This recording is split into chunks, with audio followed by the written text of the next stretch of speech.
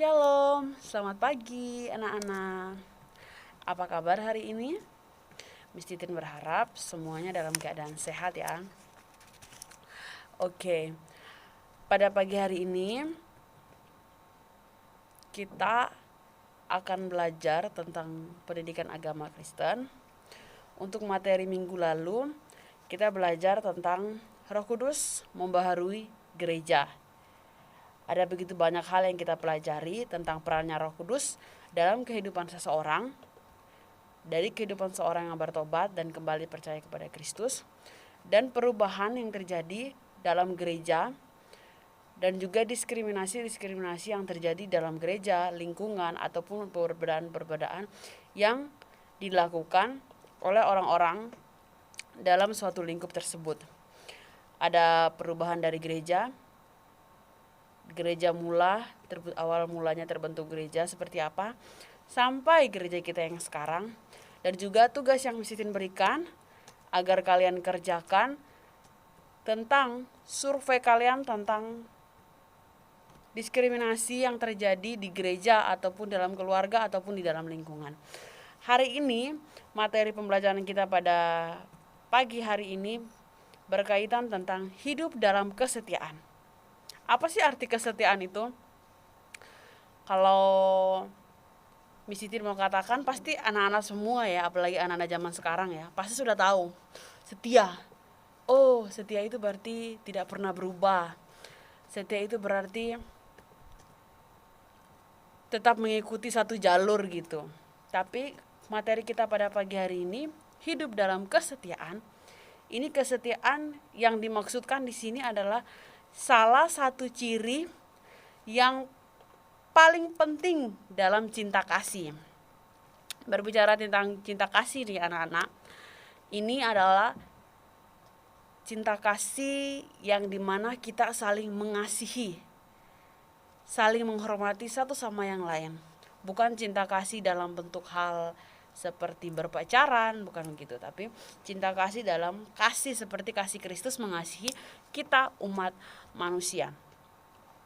Kalau anak-anak perhatikan, jika ada kedua pasang kekasih yang menikah, ada sebuah janji di mana mereka berjanji supaya tetap setia, mencintai suaminya, mencintai istrinya sampai maut yang memisahkan.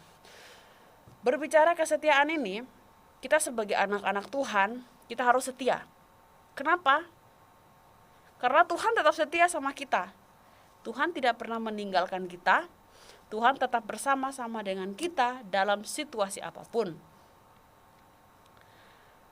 Kesetiaan kita kepada Tuhan harus sama dengan kesetiaan kepada orang tua, kesetiaan kepada pekerjaan kita, pendidikan kita.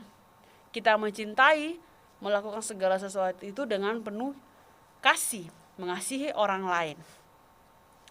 Ada kesetiaan yang dinamakan kesetiaan yang keliru. Apa sih arti kesetiaan yang keliru itu? Kesetiaan yang keliru itu seperti kesetiaan yang bisa membawa dampak yang buruk dan negatif dalam kehidupan kita. Salah satu contohnya ini anak-anak, paling khususnya itu bila kita disuruh setia sebagai tanda solidaritas kepada teman kita. Kalau kita udah setia sama teman kita misalnya ngajak nyontek, ngajak tawuran, kita ngikut, padahal hal itu salah. Sebenarnya tidak boleh, itu kesetiaan yang keliru. Kalau kita tahu itu salah, kita tidak boleh mengikutinya. Nah, pelajaran materi kita mengajarkan pada pagi hari ini tuh berbicara di dalam kitab Kejadian ya.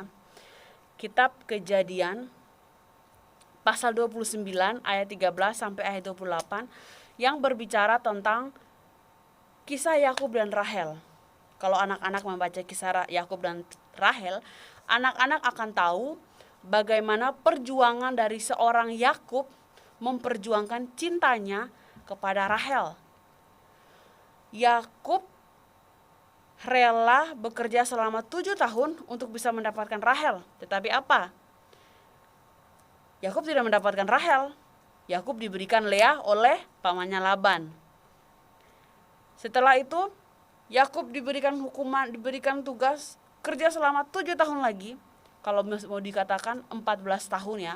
14 tahun Yakub bekerja, baru Yakub bisa menikah dengan Rahel. Itu merupakan suatu kesetiaan yang sangat-sangat luar biasa. Yakub karena rasa cintanya, rasa kasihnya kepada Rahel, selama 14 tahun itu Yakub bekerja memperjuangkan cintanya Rahel untuk bisa menikah dengan Rahel. Begitu juga dengan Kristus. Kristus mengajarkan kita kasih di dalam Yohanes pasal 3 ayat 16. Karena begitu besar kasih Allah akan dunia ini. Karena begitu besar Allah mengasihi dunia ini. Begitu juga dengan Miss Titin, begitu juga dengan anak-anak semua. Jadi, Ibu berharap dalam kehidupan kita belajar, kita menerapkan hidup dalam kesetiaan. Kesetiaan dalam melayani, kesetiaan dalam berdoa, belajar, mengerjakan tugas, supaya kita jadi pemuda-pemuda sebagai anak-anak Tuhan yang setia. Jangan mau setia cuma sama pasangan ya, atau sama pacar, tapi kita mau setia dalam segala aspek kehidupan kita. Pekerjaan, kalau misalnya kalian udah selesai sekolah, udah bekerja, harus setia melakukan semua itu dengan penuh kesetiaan, supaya orang bisa melihat. Terkadang dalam satu pekerjaan, kesetiaan itu menjadi tolak ukur.